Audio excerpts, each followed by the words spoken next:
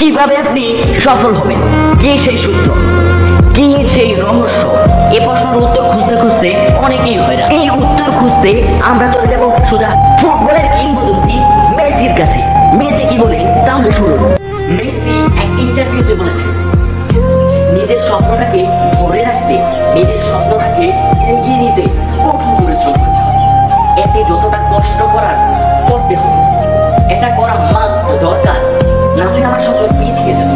তাই নিজের স্বপ্নটাকে এগিয়ে রাখতে হলে কঠোর পরিশ্রম করতে হবে, ধরতে হবে ধৈর্য, ধরতে হবে ধৈর্য, অনেক ধৈর্য। একদিনে কিছু হয় না। বড় কিছু পেতে হলে বেশি সময় নিয়ে ধৈর্য ধরতে হয়, বেশি সময় নিয়ে কাজ করতে হয়। অন্যদের থেকে এগিয়ে থাকতে হলে অন্যদের থেকে বেশি পরিশ্রম করতে হয়। দ্বিতীয় যে কথাটি বলেছেন, তিনি বলেছেন আমরা প্রচুর প্র্যাকটিস করতাম। যখন খেলার মৌসুম ছিল না তখন আমরা সারা দিন রাত প্র্যাকটিস করতাম, আর যখন খেলার মৌসুম চলে আসতো তখন আমরা দিনে 1-2 ঘন্টা প্র্যাকটিস করতাম। এতে কি হয় জানেন? দেখবেন বাংলাদেশে এরকম হয়, ক্লাসের ফার্স্ট বয়রা সারা বছর পড়াশোনা করে, কিন্তু পরীক্ষার আগে তারা খুব অল্পই পড়াশোনা করে।